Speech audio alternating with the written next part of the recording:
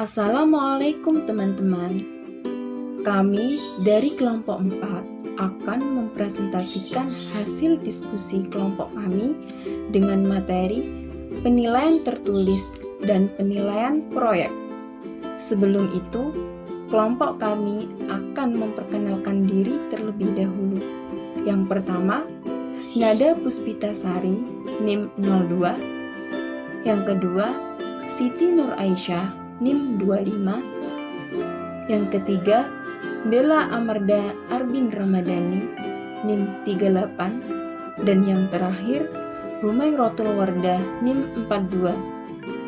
Langsung saja, kami akan memaparkan poin-poin pembahasan sebagai berikut. Yang pertama, penilaian tertulis yang berisi pengertian, tujuan, teknik, kelebihan kekurangan, serta contoh. Yang kedua, penilaian proyek yang berisi pengertian, tujuan, langkah-langkah, kelebihan kekurangan, serta contoh. Selanjutnya, materi pertama akan dipaparkan oleh Saudari Nada. Assalamualaikum warahmatullahi wabarakatuh. Selamat pagi dan salam sejahtera untuk kita semua. Hai teman-teman, bagaimana kabar kalian hari ini? Apakah kalian semua sehat? Semoga kita semua sehat dan selalu dalam perlindungan Tuhan Yang Maha Esa. Teman-teman, saya, Nada Puspitasari, akan menyampaikan mengenai pengertian dan tujuan tes tertulis. Pertama-tama, saya akan menjelaskan mengenai pengertian tes tertulis. Tes tertulis adalah tes di mana soal diberikan kepada siswa dalam bentuk tertulis. Tes tertulis ini berbentuk pilihan ganda, pilihan benar atau salah, pilihan ya atau tidak, menjodohkan, sebab akibat. Terdapat juga bentuk uraian singkat ataupun jawaban singkat. Nah, teman-teman, kita dapat menjumpai tes tertulis ini dalam ulangan harian ataupun ulangan tengah semester dan juga ulangan akhir semester. Pasti kalian semua tidak asingkan dengan tiga hal itu. Nah, kita ambil contohnya ulangan UTS, ulangan tengah semester. Nah, di situ kan ada pilihan ganda, ada menjawab singkat, juga ada uraian singkat. Nah, itulah contohnya tes tertulis, teman-teman. Nah, kemudian di ulangan harian juga sama. Di situ ada soal, kemudian kita menjawabnya dengan uraian ataupun dengan jawaban singkat. Nah, bagaimana teman-teman? Kalian sudah mengetahui kan apa itu tes tertulis? Nah, jika kalian sudah mengetahui dan sudah paham, saya akan menjelaskan yang kedua, yaitu tujuan dari tes tertulis. Tujuan dari tes tertulis ini yaitu untuk menuntut siswa untuk mengingat materi apa yang telah dipelajari. Nah, seperti itu teman-teman. Jadi, misalnya saja kita ulangan harian. Nah, di situ kan terdapat soal. Misalnya ada pilihan ganda, ada jawaban singkat, ada uraian singkat. Nah, di situ kan menuntut kita untuk mengingat materi apa yang telah kita serap dari mata pelajaran. Nah, seperti itu teman-teman. Jadi, tujuannya dari tes tertulis ini adalah untuk mengingat materi yang telah kita pelajari bersama guru kita. Seperti itu teman-teman.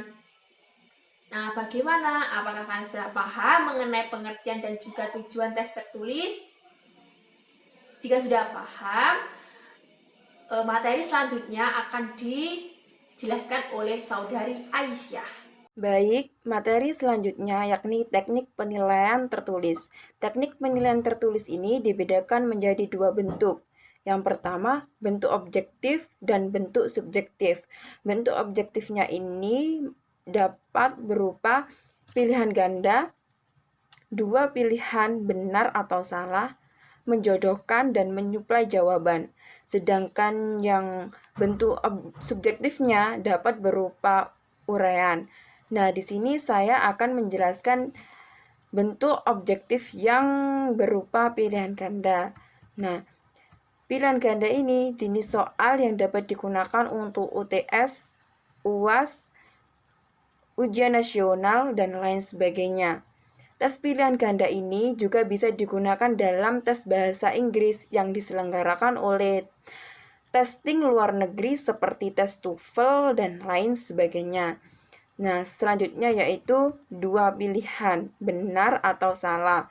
Nah, di sini peserta didik diminta untuk menentukan pilihannya mengenai pertanyaan maupun pernyataan dengan cara seperti yang diminta dalam petunjuk mengerjakan soal. Pada pertanyaan benar atau salah ini, peserta didik diminta untuk menyilang atau melingkari huruf B jika pernyataan menurut peserta didik itu benar. Namun, jika pernyataan menurut peserta didik itu salah, maka peserta didik harus melingkari atau menyilang huruf S. Seperti itu, teman-teman. Nah, selanjutnya yakni menjodohkan. Nah, menjodohkan ini peserta didik diminta untuk menjodohkan atau memilih pasangan yang tepat bagi pernyataan tersebut. Dalam bentuk soal menjodohkan ini, biasanya peserta didik diminta untuk mencari pasangan yang berhubungan. Pada kolom pertama berisi pertanyaan yang disebut daftar stimulus. Dalam kolom kedua berisi kata atau frasa yang disebut daftar respon atau jawaban. Nah, yang selanjutnya yakni menyuplai jawaban. Nah, menyuplai jawaban ini peserta didik diminta untuk memberikan jawabannya yang singkat, seperti atau berupa kalimat perintah, kalimat tanya, maupun kalimat tidak lengkap. Seperti itu. Nah, saya akan memberi contoh yang kalimat perintah seperti ini. Soal jawaban singkat dan kalimat perintah, bentuk yang disajikan dalam kalimat perintah dan memerlukan jawaban yang singkat. Nah, kata kerja yang biasanya digunakan untuk soal seperti ini antara lain tuliskan atau sebutkan. Nah, seperti itu. Contohnya segini. Sebutkan nama buah yang ada pada gambar di bawah ini. Nah, seperti itu. Nah, selanjutnya yaitu bentuk subjektifnya. Bentuk subjektifnya ini dapat berupa uraian. Nah, tes tertulis berupa uraian ini alat penilaian yang menuntut peserta didik untuk mengingat, memahami, dan mengorganisasikan gagasannya, hal-hal yang sudah dipelajari dengan cara mengemukakan dan mengekspresikan gagasannya tersebut dalam bentuk uraian tertulis dengan menggunakan kata-katanya sendiri. Alat ini juga dapat menilai berbagai jenis kemampuan peserta didik, misalnya mengemukakan pendapat, berpikir logis, maupun menyimpulkan. Nah, tes uraian ini juga dapat digunakan dalam UTS maupun ujian akhir semester. Nah, seperti itu. Nah, biasanya untuk UTS ini terdapat Romawi 1 pilihan ganda, Romawi 2 isian singkat. Nah, seperti itu. Selanjutnya yaitu saya akan menjelaskan mengenai kelebihan dan kekurangan. Nah, di sini ada kelebihan dan kekurangan, yakni kelebihannya yaitu peserta didik dapat mengukur kemampuannya sendiri dalam tempat yang terpisah dan dalam waktu yang sama. Yang kedua yakni peserta didik ini relatif lebih bebas untuk menjawab soal, sehingga secara psikologi peserta didik lebih bebas dan tidak terikat. Seperti itu. Dan yang ketiga yakni karena soal pilihan gandanya sama untuk sekelas, maka objektivitas hasil penilaian ini lebih dapat dipertanggungjawabkan daripada tes lisan atau tes tindakan, seperti itu. Nah, kekurangan yakni yang pertama yaitu belum tentu cocok untuk mengukur psikomotorik atau mengukur ranah efektif pada tingkat karakteristiknya. Dan yang kedua yaitu hasil dari tes tulis sedikit ini agak diragukan karena peserta didik dapat melakukan kecurangan dalam mengerjakan soal. Nah, di sini mengapa melakukan kecurangan? Karena soalnya sama, maka biasanya peserta didik bisa mencontek teman sebelahnya atau surat-suratan, melirik teman sebelahnya dan sebagainya seperti itu. Nah, selanjutnya yakni contoh penilaian tes tertulis. Nah, di sini contohnya yaitu peserta didik dapat melihat fenomena kemiskinan dari sisi pandang kebiasaan malas bekerja, rendahnya keterampilan, atau kelangkaan sumber daya alam. Masing-masing sisi pandang ini akan melahirkan jawaban yang berbeda, namun tetap terbuka, memiliki kebenaran yang sama asalkan analisisnya itu benar. Seperti itu. Tes tertulis esai ini biasanya menuntut dua jenis pola jawaban. Yang pertama yaitu jawaban terbuka dan jawaban terbatas. Hal ini sangat bergantung pada bobot soal yang diberikan oleh guru. Tes semacam inilah memberi kesempatan pada guru untuk mengukur hasil belajar peserta didik pada tingkatan yang lebih tinggi maupun yang lebih kompleks. Nah, dari hasil penjelasan ini, apakah teman-teman sudah paham? Jika belum paham, teman-teman bisa membuka makalah yang sudah kelompok kami unggah di forum diskusi. Seperti itu. Untuk materi selanjutnya akan dipaparkan oleh saudari Bella Amerda. Selanjutnya yaitu penilaian proyek. Penilaian proyek adalah penilaian berbasis kelas yang dilakukan terhadap suatu tugas pada mata pelajaran tertentu yang bertujuan untuk mendapatkan informasi, kemampuan, dan kompetensi siswa yang harus diselesaikan dalam periode atau waktu tertentu. Tugas tersebut berupa suatu investigasi mulai dari perencanaan, pengumpulan data, pengorganisasian, pengolahan data, hingga penyajian data. Contoh pada mata pelajaran ilmu pengetahuan sosial. Guru menugaskan siswa melakukan penelitian sederhana di lingkungan sekitarnya mengenai pengaruh iklan di media cetak maupun media elektronik terhadap gaya hidup anak SMA. Baik itu cara berpakaiannya, pilihan makanan dan minuman, ataupun cara berperilaku dan lain-lain. Selanjutnya, dalam penilaian proyek ini setidaknya ada 3 hal yang perlu dipertimbangkan, yaitu 1. Kemampuan pengolahan. Dalam hal ini siswa mampu dalam memilih topik, mencari informasi, mengelola waktu pengumpulan data, dan penulisan laporan. 2. Relevansi. Artinya kesesuaian dengan mata pelajaran dengan mempertimbangkan tahap pengetahuan, pemahaman, dan keterampilan pembelajaran. 3. Keaslian.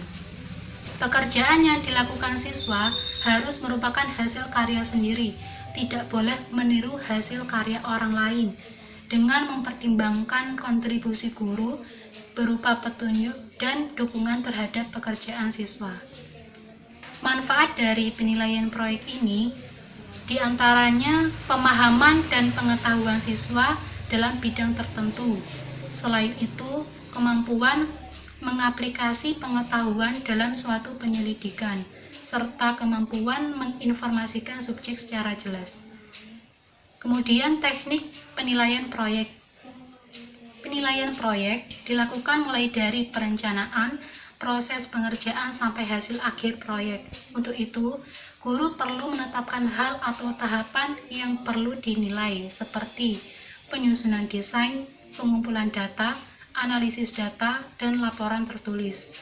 Beberapa contoh kegiatan siswa dalam penilaian proyek diantaranya seperti penelitian sederhana tentang pemanfaatan air di rumah, Selain itu, bisa melakukan penelitian sederhana tentang perkembangan harga sembako. Baik, di sini saya akan melanjutkan dari pemateri sebelumnya. Saya akan menjelaskan tentang langkah-langkah penilaian proyek, kelebihan dan kekurangan proyek, serta contoh proyek. Yang pertama, langkah-langkah penilaian proyek. Langkah-langkah penilaian proyek ada 10. Yang pertama, menyampaikan rubrik penilaian sebelum pelaksanaan penilaian kepada peserta didik. Jadi sebelum kita bertugas kepada peserta didik, kita harus memberi apa-apa saja yang akan kita nilai dalam proyek peserta didik tersebut. Yang nomor 2, memberikan pemahaman kepada peserta didik tentang kriteria penilaian. Sudah jelaskan ke poin pertama tadi, hampir sama. Yang ketiga, menyampaikan tugas yang kepada peserta didik. Jadi setelah kita memberi rubrik penilaian kepada peserta didik, lalu kita memberikan tugas tersebut kepada peserta didik. Yang keempat, memberikan pemahaman yang sama kepada peserta didik tentang tugas yang harus dikerjakan. Jadi penyampaian atau pemberian pemahaman dari kita harus sama dengan tugas yang akan kita berikan kepada peserta didik. Yang nomor 5, melakukan penilaian selama perencanaan, pelaksanaan, dan pelaporan proyek. Yang keenam, memonitor pekerjaan peserta didik dan memberikan umpan balik pada setiap tahapan pengerjaan proyek. Jadi kita harus turut serta mendampingi peserta didik dalam melaksanakan tugas proyek dari kita, dari pendidik, dan memberi umpan balik kepada seluruh peserta didik. Nomor 7, membandingkan kinerja peserta didik dengan rubrik penilaian. Membandingkan itu maksudnya membandingkan hasil peserta didik dengan rubrik penilaian yang kita punya. Nomor 8, memetakan kemampuan peserta didik terhadap pencapaian kompetensi maksimal. Nomor 9, mencatat hasil penilaian. Nomor 10, memberikan umpan balik terhadap laporan yang disusun oleh peserta didik. Selanjutnya, kelebihan dan kekurangan penilaian proyek. Kelebihannya ada 5. Yang pertama, meningkatkan motivasi. Yang kedua, meningkatkan kemampuan pemecahan permasalahan. Yang nomor 3, meningkatkan kolaborasi. Nomor 4, meningkatkan keterampilan pengelolaan sumber daya. Meningkatkan keterampilan pengelola sumber. Dan yang kelima, meningkatkan skill. Inti dari kelima kelebihan ini yaitu meningkatkan pola pikir peserta didik. Untuk kekurangannya ada 3. Yang pertama, memerlukan banyak waktu. Nomor 2, memerlukan biaya ekstra. Dan yang ketiga, banyak peralatan yang harus disediakan. Lalu yang terakhir, saya akan menjelaskan contoh penilaian proyek yang kelompok kami ambil. Kami menggunakan metode dari judgement, yaitu proyek dapat dinilai secara holistik maupun analistik pada proses maupun produknya. Di sini kami memiliki 3 aspek. Yang pertama, perencanaan, yang kedua, pelaksanaan, dan yang ketiga, laporan proyek. Untuk skornya kami menggunakan 1 sampai 3. Tetapi jika teman-teman ingin menggunakan skor 1 sampai 5 tidak apa-apa. Yang pertama, perencanaan. Perencanaan itu ada dua aspek yang dinilai. Yang pertama, persiapan, dan yang kedua, rumusan judul. Untuk yang kedua, pelaksanaan sendiri ada 5 yang akan dinilai. Yang pertama, sistematika penulis, yaitu tata cara, metode atau urutan yang digunakan peserta didik dalam mengerjakan proyek mereka. Yang kedua, keakuratan sumber data. Yang ketiga, kuantitas sumber data atau jumlah atau banyaknya sumber data yang mereka ambil untuk mengerjakan proyek mereka. Nomor 4, analisis data. Dan yang kelima, penarikan kesimpulan. Yang terakhir yaitu laporan proyek. Laporan proyek ada 2 yang dinilai. Yang pertama, perform, yang kedua, presentasi atau penugasan. Intinya pada laporan proyek ini kita maksudnya pendidik menilainya dari penyampaian peserta didik entah itu kepada teman-teman atau kepada pendidik, kepada guru, seperti itu. Terima kasih. Sekian presentasi dari kelompok kami. Kurang lebihnya mohon maaf. Kami akhiri.